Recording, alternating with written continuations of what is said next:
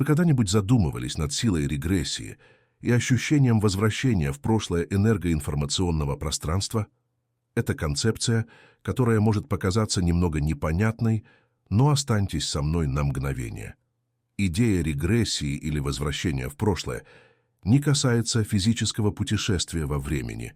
Вместо этого речь идет о пересмотре тех прошлых моментов в нашей жизни, когда мы принимали решения, которые, оглядываясь назад, возможно, не были лучшими для нас или для нашего коллективного энергоинформационного пространства. Представьте себе момент в вашей жизни, когда вы приняли решение, которое, оглядываясь назад, оказалось не самым лучшим выбором. Теперь представьте себе, если бы вы могли вернуться в тот момент времени не физически, а энергетически и принять другое решение. В этом вся суть регрессии. Но речь идет не только об изменении личных решений. Каждый наш выбор, каждое наше действие влияет на информационную структуру нашего коллективного пространства. Это общее ментальное пространство является паутиной сознания всех живущих во Вселенной. Ментальная паутина взаимосвязанной энергии и информации, которая связывает каждого человека на подсознательном уровне. Когда мы используем силу регрессии для пересмотра и изменения наших прошлых решений, мы не просто меняем свой индивидуальный путь, мы также меняем структуру этого коллективного энергетического пространства. Мы заменяем старую устаревшую информацию на новую, более полезной энергией и информацией. Это похоже на обновление программного обеспечения на вашем компьютере. Когда вы устанавливаете обновление, ваш компьютер не только лучше функционирует, но и эффективнее взаимодействует с другими компьютерами. Итак, регрессия — это больше, чем личное путешествие. Это коллективная эволюция. Это понимание того, что наши прошлые решения, хорошие или плохие, не являются высеченными в камне. Они могут быть пересмотрены, переоценены и, если необходимо, заменены решениями, которые лучше будут служить нам и нашему коллективному энергоинформационному пространству. Это не просто пересмотр прошлых решений, а активное изменение нашего коллективного энергоинформационного пространства. Но как происходит это изменение? Это имеет отношение к нашему подсознанию.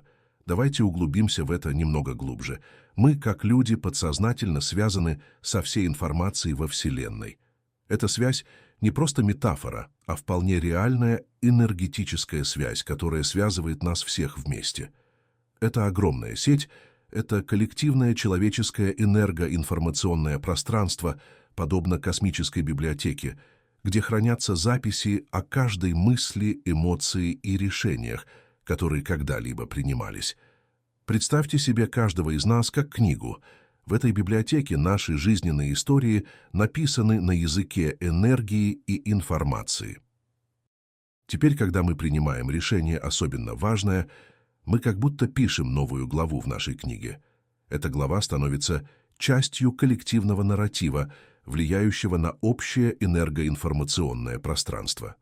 Но что происходит, когда мы осознаем, что глава в нашей книге была основана на неверной информации или ошибочных решениях? Можем ли мы ее пересмотреть?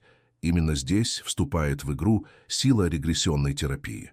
Регрессионная терапия позволяет нам пересмотреть эти разделы, чтобы пережить прошлые события или решения в безопасной и контролируемой среде. Это похоже на перелистывание страниц нашей книги, возвращаясь к той точке в нашем энергоинформационном пространстве, когда мы сделали этот ошибочный выбор. И вот действительно трансформационная часть, когда мы разрываем эти прошлые контракты, когда мы отменяем эти неправильные решения, мы не просто редактируем нашу книгу, мы переписываем коллективный нарратив, мы меняем информацию в нашем общем энергоинформационном пространстве. Это глубокое осознание означает, что наше личное исцеление и трансформация имеют волновой эффект, затрагивая жизни других людей, видимых и невидимых, известных и неизвестных нам лично.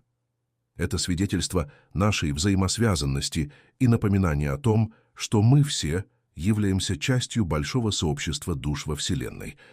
Как только человек отменяет свои неправильные решения, информация в коллективном энергоинформационном пространстве меняется. И с этим изменением открываются новые возможности, новые перспективы и новые истины. Каждый из нас имеет силу влиять на этот космический нарратив для исцеления и трансформации не только для себя, но и для всех душ. Так что же происходит, когда эта информация меняется? Истина начинает раскрываться. Теперь давайте углубимся в суть этой истины. Истина заключается в том, что все сокровенные контракты были подписаны из-за того, что человек не имел полной информации о ситуации, или, попросту говоря, человека обманули. И эти контракты всегда переплетаются с той или иной формой манипуляции, ложью или насилием. Видите, жизнь всегда происходит во взаимодействии с другими людьми и энергиями. Решения, которые мы принимаем, действия, которые мы совершаем, имеют далеко идущие последствия, многие из которых мы можем даже не осознавать. Именно здесь вступает в действие истинная сложность нашей реальности. Реальность — это не только то, что мы можем увидеть нашими глазами. Это не только физический мир вокруг нас. Это богатый ковер различных измерений, причудливо переплетенных между собой. Он включает в себя не только физическое, но он также охватывает духовное и психическое, и другие измерения. Измерения, которые существуют за пределами нашего непосредственного восприятия. Вдохновляющим является то, что, когда мы живем в гармонии со своим внутренним миром и согласовываем себя с высшими духовными ценностями Вселенной, то мы чувствуем естественную связь с нашим подсознанием. Именно эта связь с нашим внутренним миром позволяет нам ориентироваться в этих многочисленных измерениях реальности. С определенным уровнем интуиции и эмпатии мы становимся, как некоторые могут сказать, духовно возвышенными, испытывая глубокое чувство гармонии с высшими духовными сферами бытия. Когда такой человек меняет свое прошлое решение, то он оставляет след своего собственного опыта в общем энергоинформационном пространстве человечества. Этот опыт может вдохновлять других людей, которые ищут ответы на свои вопросы. По сути, спасаясь сами, мы помогаем и другим найти спасение. На самом деле, когда мы меняем свои прошлые решения, то мы открываем новую информацию для других людей, позволяя им принимать решения на основе этой новой информации. Это и есть та сила регрессии, сила возвращения назад, чтобы изменить то, что было когда-то решено. Заменить старые решения на новые. Это трансформационный процесс, который не только меняет нас, но и меняет энергоинформационную структуру нашего коллективного пространства.